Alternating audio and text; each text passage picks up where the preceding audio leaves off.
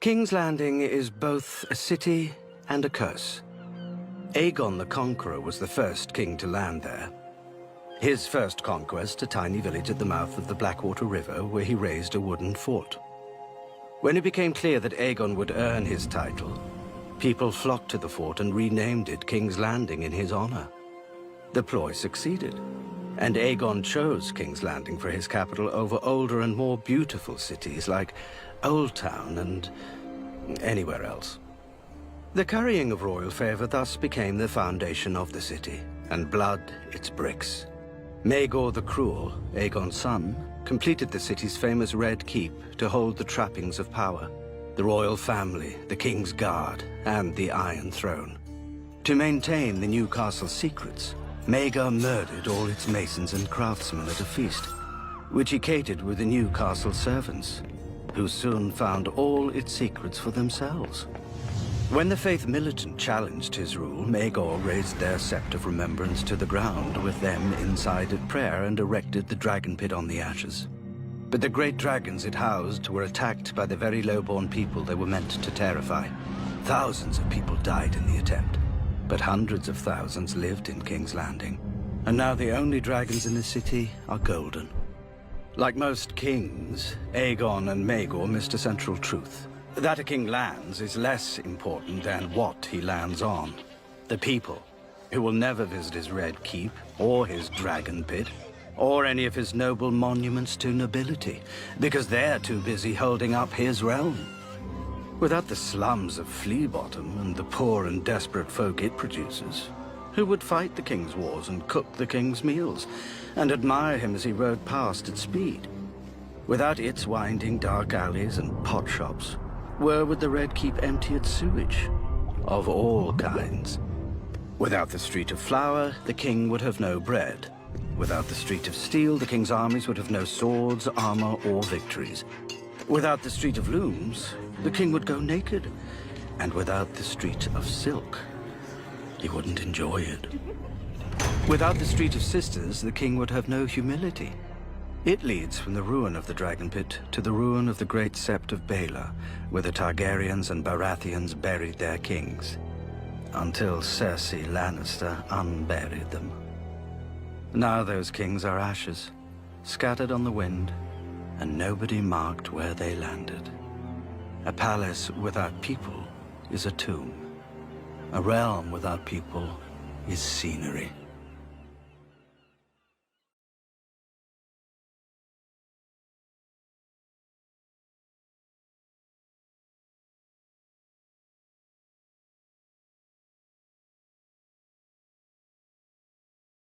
It should not be hard to recruit lords into a war against an enemy known as the Mad King. We can even understand the lords who chose to honor their oaths and fight for him. But the Krakens of House Greyjoy set out Robert's rebellion on pike, with their tentacles up their arse. My father Quellon was old, and sitting is what old people do best. Well, second best. He would have sat out the whole war, if not for my brother and me. We convinced him that nobody would fear the walls of the sea if we curled up by our fires while others feasted on the spoils of the Mad King. So the old man creaked into his rusty armor and set sail for the Reach, only to be routed by Tyrell longboats. When my father sadly fell in battle, my older brother Balon beat a tactical retreat to his own inheritance as the new lord of the Iron Islands. I'd rather die in the Reach than live on the Iron Islands. The roses are prettier to pluck. But my brother was getting old and felt that longing to sit. And the sea stone chair was as good a place as any. Within a few years, he realized that sitting is only fun if everyone else has to stand. He had the priest reforge. No, that's not right. They picked up sticks on the beach, wove them into a new ancient driftwood crown, and declared Balon the king of the Iron Islands. Unfortunately for my brother, the other king in Westeros, Robert Baratheon, was famously bad at sharing, and his father by law and warden of the West, Tywin Lannister, had a mighty fleet at Lannisport within striking distance of the Iron Islands. Yes, you were very clever, and how brave, burning our ships at anchor in the night. They would have burned the same in daylight. Iron's a lazy beast. You didn't rouse until long after I set fire to your proud mane. I planned it all, you know. My first torch took your father's flagship. If it makes you feel better, we didn't loot it. Out of respect. And time. I don't think I ever saw Robert happier than the day he heard about the Greyjoy Rebellion. He'd been king for a handful of years, and many handfuls of other things, and it was clear to him and everyone else how ill-suited he was to rule. But battle he could do. Unfortunately, by the time we raised our army, we seemed to be winning the war. Balon's eldest son, your nephew, died trying to storm Seaguard, and his men were thrown back into the arms of their drowned god. If we wanted battle, we'd have to hurry north before the Ironborn put down their own rebellion. And we would have, if I'd had my way. Rebelling was a stupid idea. Never stopped your people before. Before Balon put those sticks on his head, I told him that if he wanted to rule the Iron Islands, all he had to do was give King Robert a tour of them. Why waste our forces fighting a war we couldn't win for a place our enemy wouldn't want? With the Iron Fleet, we could reef not just Westeros, but the rich lands beyond the Sunset Sea. But my brother was too attached to that sea stone chair. He commanded me to sail the Iron Fleet against Robert's navy before we could ferry his army to Pike. A navy commanded by Robert's younger brother, Stannis, most known for sitting in a besieged castle eating dogs and horses. Remind me, how did you fare against a man who'd never commanded ships in battle? Nearly too well. Stannis smashed your Iron Fleet at Fair Isle. After I sailed it into a strait, where our numbers and the size of our ships would work against us. It took some doing to convince my men to rush into such an obvious trap. Stannis was not a subtle man. You would rather claim treason than defeat. Victory would have only delayed it. We couldn't hold off Robert's forces forever. But we could waste enough Ironborn that we wouldn't even fill our own islands after the war. I made sure the silence escaped. That was enough for me. That, and watching your army smash my brother's castle soon afterwards. Why didn't you just abandon him after Fair Isle? Why risk your precious life fighting for him at Pike? I wanted to kill the best knights in Westeros. You failed. So did you. I expected pursuit when I fled Pike on the silence. But I suppose you were too busy not punishing my brother to not punish the man who burned your father's fleet. And now, I'm back. You were back. But what is the King of the Iron Islands when he's off the Iron Islands? I'll never see those shit-stained rocks again. But I'm getting old, and I find myself wanting to sit down, as my father and brother did in their time. They just chose the wrong chair.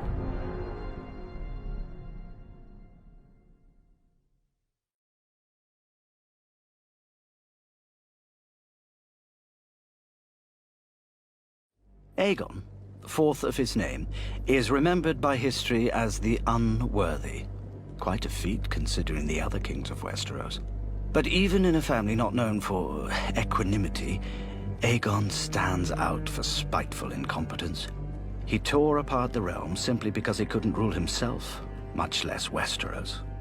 As a young prince, Aegon's wit made him beloved at court and won him forgiveness for youthful indiscretions. But the cold steel of the Iron Throne didn't temper his passions. King Aegon proclaimed that if he had to spend his days being pricked by 1,000 swords, he'd spend his nights pricking others with his one. Lords sent their daughters from court so they would not catch the king's eye, whilst other lords summoned their daughters to court, so they would. The only woman in whom he took no pleasure was his sister and wife, Nerys, even after she gave him a son and heir, Daeron. Perhaps Aegon was jealous of her supposed love for his brother, the legendary hero Prince Aemon, the Dragon Knight. Aegon was most certainly jealous of him, not of his bravery or honor, but how young maidens swooned and old whores cried at the songs about him. But most likely, Aegon disregarded his wife and son because he chafed at restraints of any kind, be they the bonds of marriage, or patrimony, or even reason. When Prince Daeron objected to his father's foolish plan to invade Dorne, Aegon incited a lick-spittle lord to accuse the queen of adultery with Aemon, making Daeron illegitimate. Prince Aemon defended the queen's honor in trial by combat. But while the lord's claim publicly died with him, no sword can kill a rumor. Out of spite and pique, Aegon had seeded doubt into his own heir's claim to the throne, which bore bitter fruit with the birth of another son, the bastard Daemon Waters, by the king's own cousin. Raised in the Red Keep on account of his mother's royal blood, Daemon grew tall and powerful, and excelled at all the martial skills that men wrongly value in leaders. Instead of protecting his own heir from a rival, Aegon knighted Daemon at 12, and shocked the realm by bestowing on him the Conqueror's own Valyrian steel sword. He even let the boy renounce his common bastard's name and take the Targaryen sword's name for his own, becoming Daemon Blackfire. Still, though a name can change, blood can't. And Daeron was Aegon's only true-born son, until he wasn't. On his deathbed, Aegon forever earned his epithet by legitimizing all his bastards, from the base-born sons of whores to the great bastards of noble ladies, including Daemon. Fittingly, Aegon's last act was to thrust himself into the realm and seed chaos. A Targaryen without self-restraint may have led Westeros to the brink of ruin, but the Highborn pushed it over. Though Daeron governed justly and wisely, correcting the worst excesses of his father's rule, many lords had grown rich off these excesses and did not approve of Daeron's reforms, particularly the peace he struck with Dorne.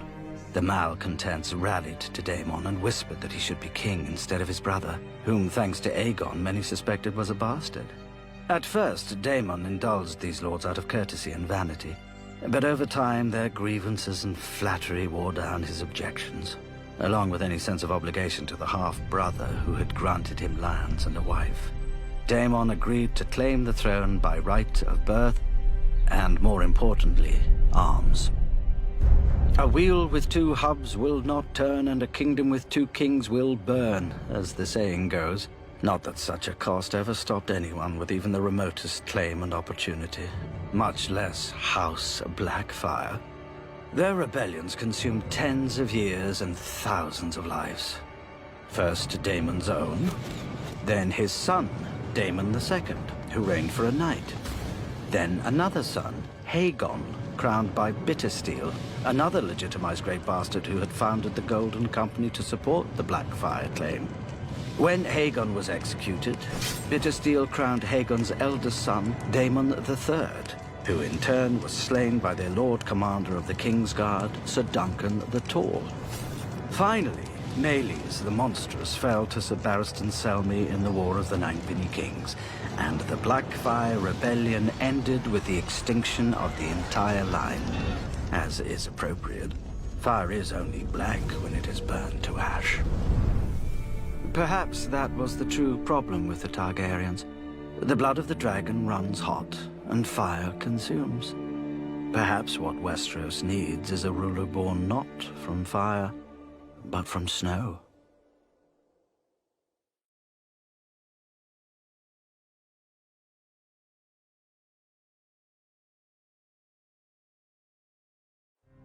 For thousands of years, when my people looked south, they saw only a wall of ice where lonely crows perched.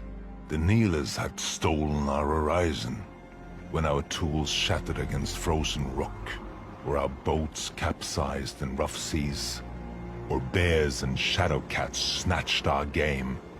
We cursed the soft men of the green lands beyond the wall. We cursed, and we envied.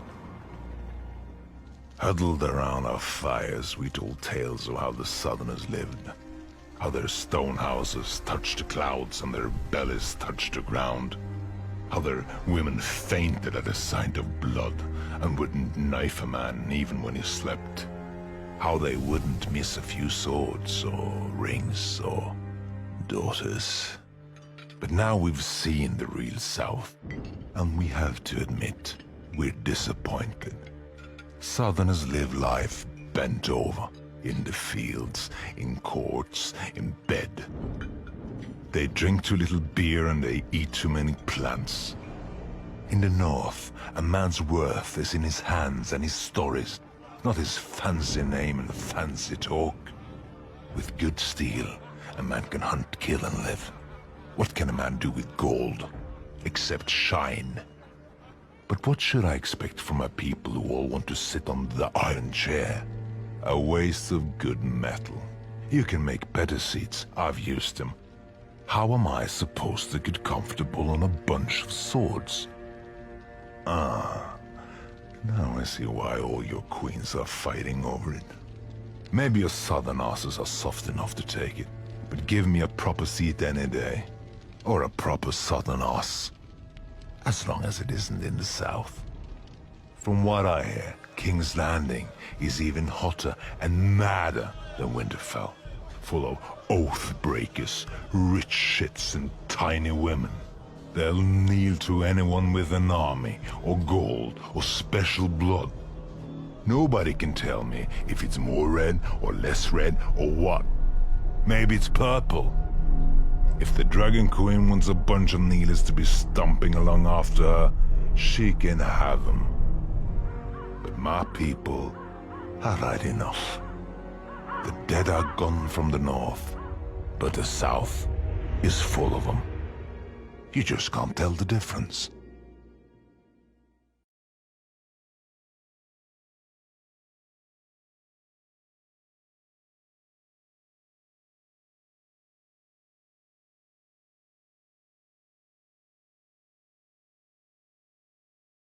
The coin of Ares, second of his name, had landed on madness. But half the coins of the Targaryens had landed so. Yet only Ares would be known as the Mad King, thanks in no small part to the defiance of Duskendale. Duskendale was the greatest port on Blackwater Bay until Aegon built King's Landing. As the capital grew richer and more prosperous, it sucked ships and gold away from Duskendale. To halt its long decline, the Lord of Duskendale, Sir Dennis Darklyn, petitioned King Aerys for a royal charter that would allow him to levy his own port fees and taxes, which would obviously be lower than in King's Landing. The Hand of the King, Tywin Lannister, refused. But, knowing of the tension between the Hand and its king, Sir Dennis invited the king to Duskendale to evaluate his petition himself rather than deferring to his Hand. When Tywin admonished the king to refuse, as any sensible advisor would, a petulant and bristling Aerys instead accepted, traveling to Duskendale with a small retinue and only one of his Kingsguard. As soon as Aerys stepped within the city, Sir Dennis seized him, killing the Kingsguard and the few others who dared to defend their king. Aerys was hauled to the dungeons to have his beard pulled, and have other petty cruelties inflicted on his royal person. Lord Tywin immediately raised an army and marched on Duskendale, but Sir Dennis threatened to kill the king at the first signs of an assault. If Sir Dennis hoped to force Tywin to offer terms, he didn't know Lord Tywin, who refused to even parley until Sir Dennis released the king and surrendered. The royal army surrounded the city, and the royal navy blockaded it. Sir Dennis had clearly not anticipated such obstinacy, nor that the king's Hand would be in no rush to save the maddening king, when, as Lord Tywin himself pointed out, the realm had a better option in the king's much more stable son, Prince Rhaegar. After 6 months, Lord Tywin's patience was at an end. Or at least, none could claim he acted recklessly if he now stormed the city and Sir Dennis killed the king. But the dutiful and honorable Sir Barristan the Bold volunteered to infiltrate the city and rescue his king single-handedly, as befit his Kingsguard oath. Tywin couldn't refuse such valor, publicly, and so begrudged Sir Barristan one night. Then he would storm the city and put every man, woman, and child to the sword. With only his hands, Sir Barristan climbed the city walls in the dark of night and snuck through the city disguised as a beggar, evading patrols and suspicious townspeople. When he reached the walls of the city keep, the Dun Fort, he scaled those by hand as well, even dispatching the wall guard before he could sound an alarm. With incredible bravery and luck, Sir Barristan made his way to the dungeons and freed his king. Then Sir Barristan's luck ran out. A cry went up through the castle. Someone had discovered the king was gone. With horns and trumpets blaring an alarm, Sir Barristan cut their way to the stables, avenging his slain Kingsguard brother, but taking an arrow to his chest. Slipping through the castle gate just as it closed, the wounded Sir Barristan and Aerys rode through the roused town, racing for the city walls and beyond it the safety of the royal army. Lord Tywin's archers raced forward to clear the walls of defenders, and Sir Barristan the Bold earned immortality by delivering King Aerys to the waiting, if not welcoming, arms of his hand. Without his hostage, Sir Dennis surrendered and begged mercy from the same king he'd imprisoned. Most men would have had none. Aerys had less. He commanded Sir Dennis to be executed along with any man, woman, or child who bore his family name, and anyone who once had. As for Sir Dennis's foreign wife, who had urged his defiance, Aerys commanded that her tongue and womanly parts be torn out, and she be burned alive. It was his first time passing such a sentence. It must have given him a taste for it. For the king rescued from Duskendale was not the same king who'd entered it. Many men would crack after 6 months in a dark cell, being mocked, prodded, and tweaked. Aerys had arrived cracked. Now he was shattered. For years he would refuse to leave the Red Keep, encouraged no doubt by his worried advisors, since he also refused to allow any blades near his person, even to shave his beard, cut his hair, and trim his nails. He began to see enemies in every shadow, who vanished only when the fires burned.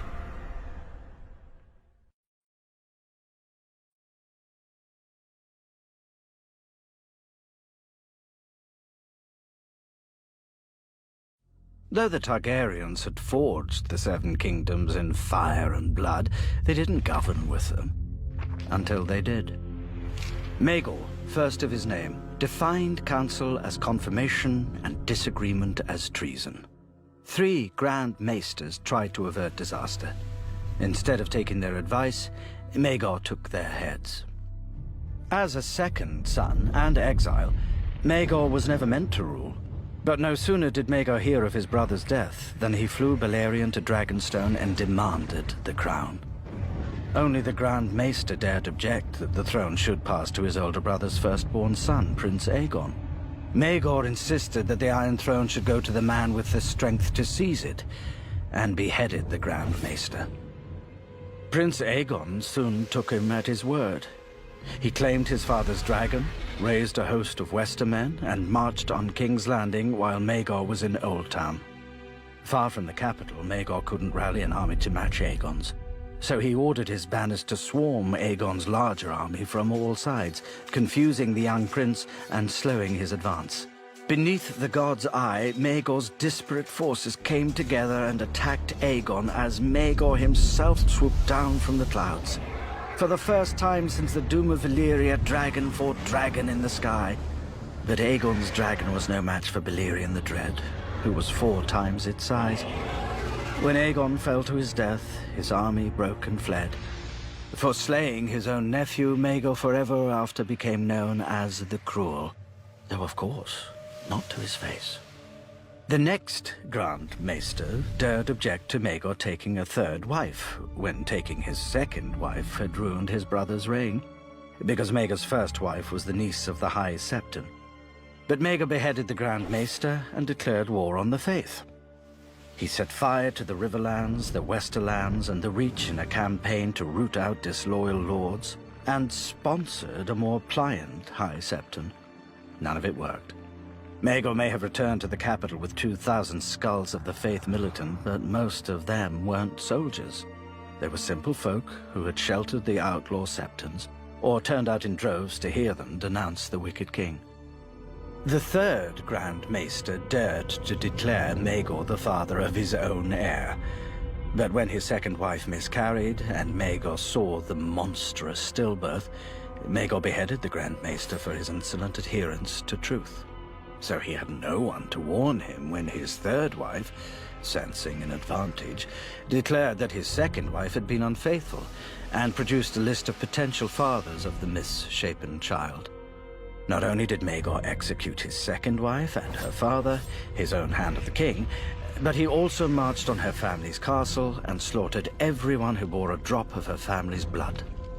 But his third wife couldn't give him a child either. Desperate to cement his stolen throne with an heir, Maegor took 3 wives at once, known as the Black Brides because each were women he'd widowed in his wars. All 3 women grew full with child in time, but each gave birth to the same twisted monstrosities as his second wife. One need not be a maester, much less a Grand Maester, to deduce the common thread here. Though Maegor stamped out the fires of rebellion, his cruelty and fear only scattered more tinder over the realm until even the smallest ember could set the realm alight.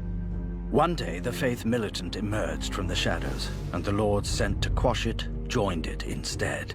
His hand resigned and retired to his island home. Finally, House Baratheon declared for Maegor's own nephew as the rightful king. The Lannisters, Tyrells, and Arryns soon joined, adding more than half the might of Westeros to the prince and his 2 dragons, which became 3 when Maegor's niece and involuntary Black Bride stole away from the Red Keep with her dragon. Her treason wasn't even the last. Maegor's own Lord Admiral sailed the royal fleet into his nephew's harbor, but most fitting of all, when Maegor tried to send ravens to call his banners, he found that his 4th Grand Maester had learned from his predecessors and fled. Maegor spent one final night on the Iron Throne. He was found in the morning with his wrists slashed and one of the throne's blades jutting from his throat. Nobody knows if it was one of his queens, or Kingsguard, or one of the thousands who wanted him dead, or even Maegor himself, frustrated that his body had failed his will. Whoever the culprit, no doubt he died as all tyrants do, believing that history would vindicate him. It hasn't. History may be written with fire and blood, but histories aren't, as any good advisor could have warned him.